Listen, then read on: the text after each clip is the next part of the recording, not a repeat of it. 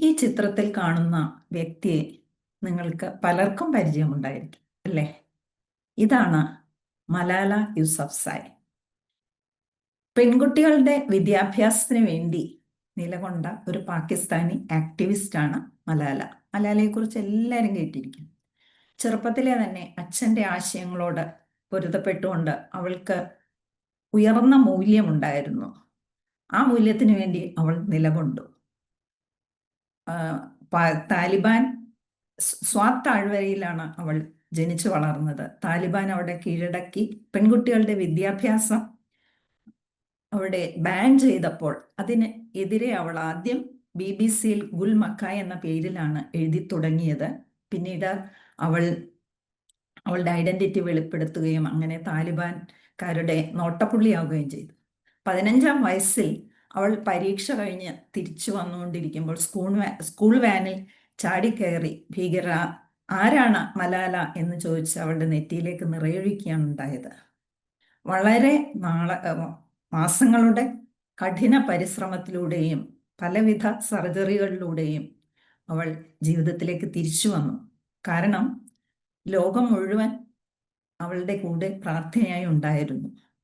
16-ാം വയസ്സിൽ അവൾ UN അസംബ്ലിയിൽ പ്രസംഗിച്ചു. 17-ാം വയസ്സിൽ നോബൽ പ്രൈസ്, സമാധാനത്തിലുള്ള നോബൽ പ്രൈസ് കിട്ടിയ ഏറ്റവും പ്രായം കുറഞ്ഞ വ്യക്തിയായി മലാല മാറി. അങ്ങനെ സ്വന്തം മൂല്യങ്ങളും വിശ്വാസങ്ങളും മുറുകെ പിടിച്ചുകൊണ്ട് നിർഭയമായി പോരാടിയ ഒരു വനിതയാണ് മലാല യൂസഫ്സായ്. അവളുടെ പോരാട്ടം, ആ കമ്മിറ്റ്മെന്റ് ലൈഫ് ലോങ് ആണ്. അതിപ്പോഴും തുടരുന്നു.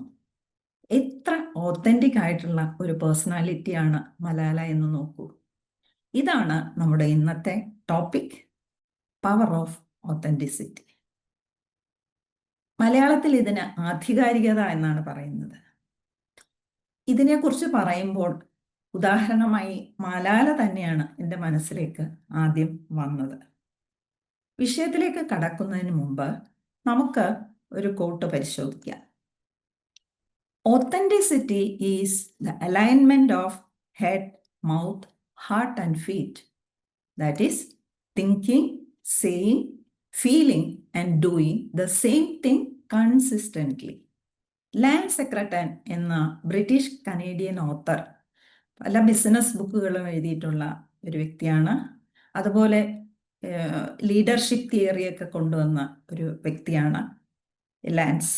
അദ്ദേഹത്തിൻ്റെ ഒരു അർത്ഥവത്തായ കോട്ടാണിത് അല്ലേ? തിങ്കിങ്ങും ചിന്തകളും വാക്കുകളും വികാരങ്ങളും പ്രവൃത്തിയും ഒരേപോലെ എപ്പോഴും പോകുമ്പോഴാണ് ഓതന്റിസിറ്റി അല്ലെങ്കിൽ ആധികാരികത എന്നാണ് ഇതിൻ്റെ അർത്ഥം. ഇനി എന്താണ് ഓതന്റിസിറ്റി എന്ന് നമുക്കൊന്ന് നോക്കാം. That is living in alignment with true values, feelings and beliefs.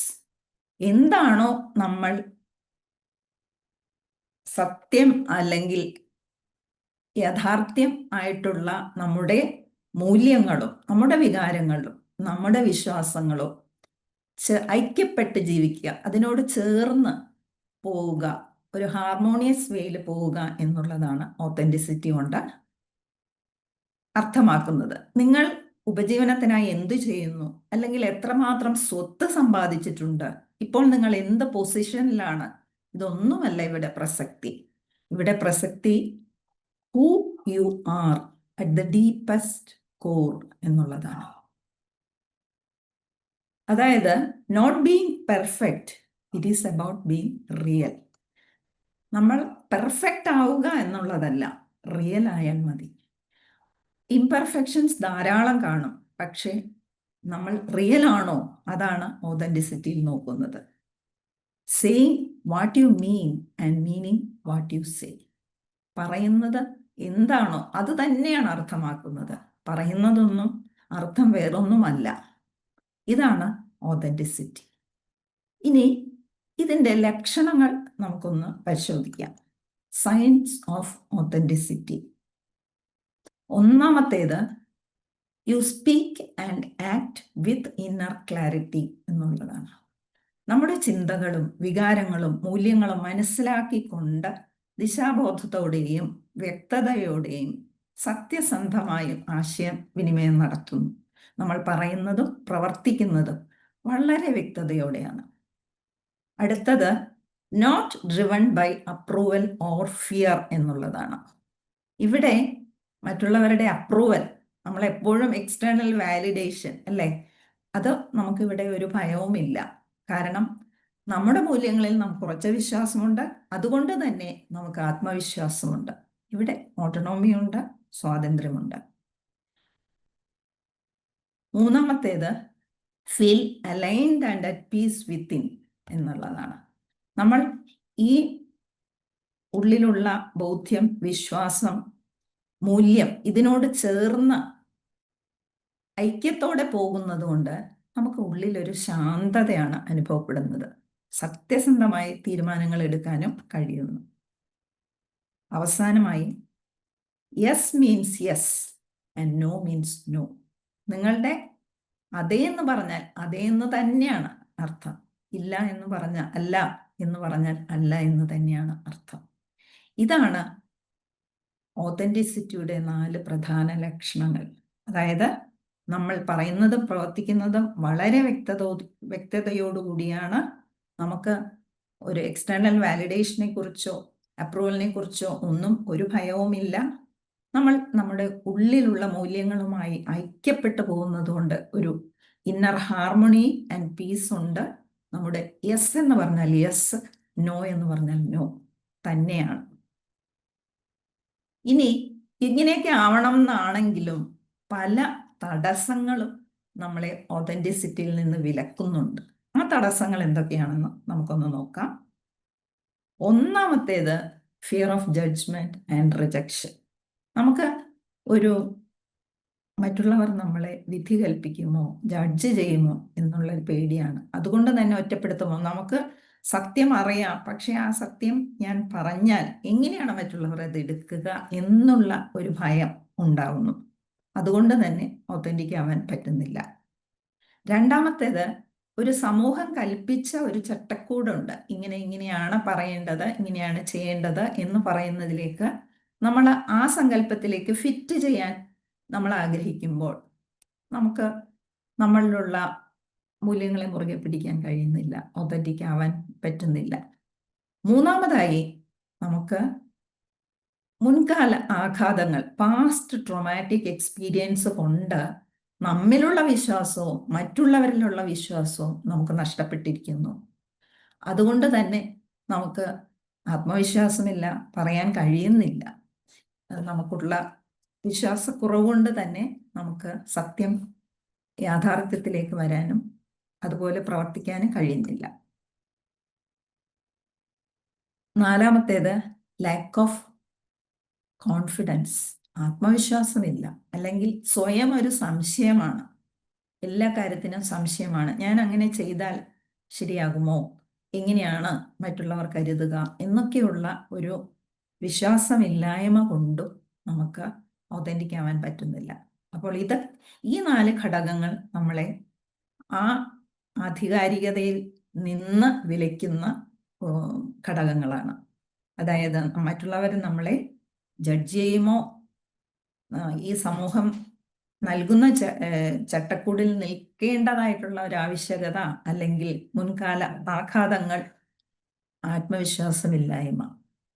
അപ്പോൾ ഇനി നമുക്ക് എങ്ങനെയാണ് ഒരു ഓതന്റിസിറ്റി അല്ലെങ്കിൽ ആധികാരികതയിലേക്ക് ഒരാൾ ഒതന്റിക് ആകുന്നത് എന്ന് നോക്കാം. How to become authentic. ഒന്നാമതായി നോ യുവർ സെൽഫ്. നമ്മൾ നമ്മളെ അറിയുക എന്നുള്ളതാണ്. ഇതിന് 2 കാര്യങ്ങളുണ്ട്. ഒന്നാമത്തേതാണ് ആത്മാന്വേഷണം അല്ലെങ്കിൽ സെൽഫ് എൻക്വയറി. രമണ മഹർഷി നമ്മളോട് പറഞ്ഞിട്ടുണ്ട്, ഏറ്റവും വലിയ ലക്ഷ്യം നമ്മൾ നമ്മളെ അറിയുക എന്നുള്ളതാണ്. അതുപോലെ തന്നെ പ്രാധാന്യം അർഹിക്കുന്നു നമ്മുടെ ഇന്നറായിട്ടുള്ള കോർ വാല്യൂസും ബിലീഫ്സും മനസ്സിലാക്കുക. Identify your core values and beliefs. അത് നമുക്കൊരു കോമ്പസ് പോലെ പ്രവർത്തിക്കുന്നു. നമുക്ക് ഈ ജീവിതത്തിൽ നമ്മൾ നാവിഗേറ്റ് ചെയ്ത് വെല്ലുവിളികളെല്ലാം തരണം ചെയ്ത് മുന്നോട്ട് പോകാനായിട്ട് ഒരു കോമ്പസ് പോലെയാണ് നമ്മുടെ ഈ കോർ വാല്യൂസും ബിലീഫ്സും പ്രവർത്തിക്കുന്നത്. രണ്ടാമത്തെ സ്റ്റെപ്പ് അക്സെപ്റ്റ് യുവർ സെൽഫ്. അപ്പോൾ നമ്മൾ നമ്മളെ തിരിച്ചറിഞ്ഞു കഴിഞ്ഞു. ഇനി നമ്മൾ നമ്മളെ അംഗീകരിക്കുക, നമ്മുടെ എല്ലാ കുറവുകളോടെയും. അതായത് എംബ്രേസ് ഇംപെർഫെക്ഷൻ. നമുക്ക് പല കുറവുകളും കാണാം. ആ കുറവുകളോടെ തന്നെ നമ്മളെ അംഗീകരിക്കുക എന്നുള്ളതാണ് മുഖ്യം. അതുപോലെ തന്നെ മറ്റുള്ളവരെ ഇംപ്രസ് ചെയ്യുക, അല്ലെങ്കിൽ അതിലെ നാണക്കേട്, ആ സംഭവങ്ങളെല്ലാം നമ്മളെ ലെറ്റ് ഗോ ചെയ്യുന്നു. അതിൻ്റെ ഒന്നും നമുക്ക് യാതൊരു ആവശ്യവുമില്ല. കാരണം നമുക്ക് ഉള്ളിൽ നിന്ന് ബോധ്യമുണ്ട്, മൂല്യങ്ങളിൽ ഉറച്ച വിശ്വാസമുണ്ട്. അപ്പോൾ നമ്മൾ ഷെയിമോ നീഡ് ടു ഇംപ്രസ് എല്ലാം ലെറ്റ് ഗോ ചെയ്യുന്നു. ഇങ്ങനെ നമ്മൾ നമ്മെ തന്നെ അക്സെപ്റ്റ് ചെയ്യുന്നതാണ് രണ്ടാമത്തെ സ്റ്റെപ്പ്. മൂന്നാമത്തേത് സ്പീക്ക് യുവർ ട്രൂത്ത്. നിങ്ങളുടെ സത്യം പറയുക എന്നുള്ളതാണ്. എന്താണോ യാഥാർത്ഥ്യമായിട്ടുള്ളത് അത് മാത്രം പറയുക എന്നുള്ളതാണ്. ഇത് നമ്മുടെ കാലുകൾ വിറച്ചേക്കാം, ശബ്ദം ഇടറിയേക്കാം, ഹൃദയം ഒരുപാട് മിടിച്ചേക്കാം. പക്ഷേ എന്നാലും നമ്മൾ സത്യത്തിന് വേണ്ടി നിലകൊള്ളുമ്പോൾ ആ സത്യം പറയുന്നതിലൂടെ നമുക്കൊരു ഡീപ്പറായിട്ടുള്ള ഒരു കണക്ഷനാണ് അവിടെ ഉണ്ടാകുന്നത്. ഈ സത്യം എങ്ങനെയാണ് പറയേണ്ടത്? Communicate honestly and kindly. നമ്മൾ സത്യസന്ധമായിരിക്കണം, പക്ഷേ അതൊരു കമ്പാഷനോട് കൂടി വേണം നമുക്കത് പറയേണ്ടത്. മറ്റുള്ളവരെ ഹേർട്ട് ചെയ്യരുത്. Build trust and genuine connection. അതിലൂടെ തന്നെ നമുക്ക് ഈ വിശ്വാസവും കണക്ഷനും ഉണ്ടാകുന്നു. And it opens door to freedom. സ്വാതന്ത്ര്യത്തിലേക്കുള്ള ഒരു വാതിലാണ് ഇതിലൂടെ തുറക്കപ്പെടുന്നത്. അപ്പോൾ നമ്മളെ അറിഞ്ഞു, നമ്മൾ നമ്മളെ അക്സെപ്റ്റ് ചെയ്തു, സത്യങ്ങൾ, നമ്മൾക്കുള്ള സത്യങ്ങൾ നമ്മൾ പറയുന്നു. നാലാമത്തേത് ലിവ് ഇൻ അലൈൻമെന്റ്. അതായത് ഐക്യത്തോടെ ജീവിക്കുക എന്ന് പറയുന്നത് നമ്മുടെ ഉള്ളിലൊരു ബോധ്യമുണ്ട്, കൺവിക്ഷൻ. ആ ഇന്നർ കൺവിക്ഷൻ എന്താണോ അതുമായിട്ട് മാച്ച് ചെയ്യുന്ന രീതിയിലായിരിക്കണം നമ്മുടെ പ്രവൃത്തി. ഉള്ളിൽ നമുക്ക് നല്ല ബോധ്യമുണ്ട്, പക്ഷെ പുറത്ത് നമ്മൾ മറ്റുള്ളവരെ ഇംപ്രസ് ചെയ്യാനോ അല്ലെങ്കിൽ മറ്റു കാരണങ്ങൾക്കോ വേണ്ടി വേറൊരു രീതിയിലാണ് പ്രവർത്തിക്കുന്നതെങ്കിൽ അവിടെ അലൈൻമെന്റ് ഇല്ല, കോൺഗ്രുവൻസ് ഇല്ല. അപ്പോൾ ഈ ഐക്യത്തോടെ സമന്വയമായിട്ട് ജീവിക്കുമ്പോഴാണ് നമ്മൾ കോൺഗ്രുവൻസ് ഉണ്ടാവുന്നത്. വാല്യൂസും ജീവിതവുമായിട്ടുള്ള അത് it will foster inner piece. അപ്പോൾ നമുക്ക് പുറത്തുനിന്നുള്ള സമ്മർദ്ദം നമ്മളെ ബാധിക്കാതെയാകുന്നു. അതുപോലെ തന്നെ ആ ഐക്യപ്പെട്ട് ജീവിക്കുമ്പോൾ ഉണ്ടാകുന്നത് നമുക്ക് തീരുമാനങ്ങൾ ക്ലാരിറ്റിയിൽ നിന്നാണ്, കമ്പൽഷനിൽ നിന്നല്ല നമ്മൾ തീരുമാനമെടുക്കുന്നത്, ക്ലാരിറ്റിയിൽ നിന്നാണ് എന്ന് നമുക്ക് തിരിച്ചറിയാൻ കഴിയുന്നു. അപ്പോൾ നമ്മൾ നമ്മളെ അറിഞ്ഞു, അക്സെപ്റ്റ് ചെയ്തു, സത്യം പറഞ്ഞു, speak the truth and live in alignment. അവസാനത്തേത് ലിവ് ഇൻ പ്രസന്റ്. നമ്മൾ ഈ പ്രസന്റിൽ ജീവിക്കുക എന്ന് പറഞ്ഞാൽ ഈ നിമിഷത്തിലാണ് അല്ലേ? അത് നമ്മളെ സെൽഫ് അവെയർനെസ് കൂട്ടുന്നു. കാരണം നമ്മൾ പാസ്റ്റിലുമല്ല ഫ്യൂച്ചറിലുമല്ല. അത് നമുക്ക് അവബോധം വർദ്ധിപ്പിക്കുന്നു. അതുകൊണ്ട് തന്നെ നമുക്ക് ആ ഈഗോയുടെ ഇൻഫ്ലുവൻസ് വളരെയധികം കുറയ്ക്കുന്നു. നമുക്ക് നമ്മുടെ പ്രവൃത്തിയും നമ്മുടെ വാല്യൂസും അല്ലെങ്കിൽ മൂല്യങ്ങളും വിശ്വാസങ്ങളുമായിട്ട് അലൈൻമെന്റ് ഉണ്ടാകുന്നു. ഇതാണ് പ്രസന്റിൽ ജീവിക്കുന്നത് കൊണ്ടുള്ള ഗുണങ്ങൾ. അപ്പോൾ ഈ 5 കാര്യങ്ങളിലൂടെ, നമ്മളെ അറിയുന്നതിലൂടെ, നമ്മളെ അക്സെപ്റ്റ് ചെയ്യുന്നതിലൂടെ, സത്യം പറയുന്നതിലൂടെ, അലൈൻമെന്റിൽ ജീവിക്കുന്നതിലൂടെ, പ്രസന്റിൽ ജീവിക്കുന്നതിലൂടെ നമുക്ക് ഒത്തന്റിക് ആവാം അല്ലേ? ഇങ്ങനെ ഒത്തന്റിക് ആയാൽ നമുക്കുള്ള ഗുണങ്ങൾ എന്തൊക്കെയാണ്? What are the benefits of authenticity? ഒന്ന്, ഡീപ്പർ കണക്ഷനാണ്. നമ്മളിവിടെ നമ്മുടെ ചിന്തകളും വികാരങ്ങളും പങ്കിടുന്നത് തുറന്ന ഒരു ആശയവിനിമയത്തിലൂടെ, മറ്റുള്ളവരെ സജീവമായി ശ്രദ്ധിക്കുന്നതിലൂടെ, അവരുടെ വീക്ഷണങ്ങൾ മനസ്സിലാക്കുന്നതിലൂടെ ഒക്കെ നമ്മൾ ഉണ്ടാക്കിയെടുക്കുന്നത് ആഴമേറിയ ഒരു ബന്ധമാണ്, വിശ്വാസം ബന്ധങ്ങൾ. ഇത് ഏറ്റവും പ്രധാനമാണ് അല്ലെ? ഓതന്റിക് ആയിട്ടുള്ള വ്യക്തികളെ നമുക്ക് തിരിച്ചറിയാൻ പറ്റും, അവരുമായിട്ട് നമുക്കൊരു ഉള്ളിൽ നിന്നൊരു കണക്ഷൻ തോന്നുകയും ചെയ്യും. രണ്ടാമത്തത് ഇംപ്രൂവ്ഡ് മെന്റൽ ഹെൽത്ത്. ഇവിടെ നമ്മൾ ഐക്യത്തിലാണ്, നമ്മൾക്ക് യാതൊരു കോൺഫ്ലിക്റ്റും ഇല്ല, അല്ലെങ്കിൽ ഒരു ആന്തരിക സംഘർഷമേ ഇല്ല. കാരണം ഉള്ളിൽ എന്താണോ അത് തന്നെയാണ് പുറത്ത് പറയുന്നതും പ്രവർത്തിക്കുന്നതും. അതുകൊണ്ട് തന്നെ അവിടെ ഒരു നല്ല വെൽബീയിങ് അല്ലെങ്കിൽ ഇംപ്രൂവ്ഡ് മെന്റൽ ഹെൽത്ത് നമുക്കുണ്ടാകുന്നു. ഇത് നമ്മുടെ സെൽഫ് എസ്റ്റീം വളരെ വർദ്ധിപ്പിക്കുന്നു. നമ്മളിൽ ഉറച്ച വിശ്വാസത്തോടെ എന്നത് ആശയവിനിമയത്തിലൂടെ മറ്റുള്ളവരെ മനസ്സിലാക്കിപ്പിക്കുന്നത്. അതുകൊണ്ട് തന്നെ ഇതെല്ലാം നമ്മളുടെ സെൽഫ് എസ്റ്റീം, ആത്മാഭിമാനത്തെ വളരെയധികം കൂട്ടുന്നു. അവസാനമായി നമ്മുടെ പേഴ്സണൽ ഗ്രോത്ത്, വ്യക്തിഗതമായ വളർച്ച. നമ്മൾ നമ്മളെ അറിയുമ്പോൾ തന്നെ നമുക്ക് വളർച്ചയാണല്ലേ? ഏറ്റവും വലിയ വളർച്ച നമ്മൾ നമ്മളെ മനസ്സിലാക്കുക എന്നുള്ളത് തന്നെയാണ്. അപ്പോൾ ഇതെല്ലാം നമ്മളെ നല്ലൊരു വ്യക്തിഗതമായ വളർച്ചയിലേക്ക് നയിക്കുന്നു. ഇതാണ് 4 പ്രധാനപ്പെട്ട ബെനിഫിറ്റ്. നമ്മൾ ഓതന്റിക് ആകുമ്പോൾ നമുക്ക് ഡീപ്പർ കണക്ഷൻ ഉണ്ടാവുന്നു, ഒരു improved mental health, increased self esteem and personal growth. ഇത്രയും നമുക്ക് ലഭിക്കുന്നു.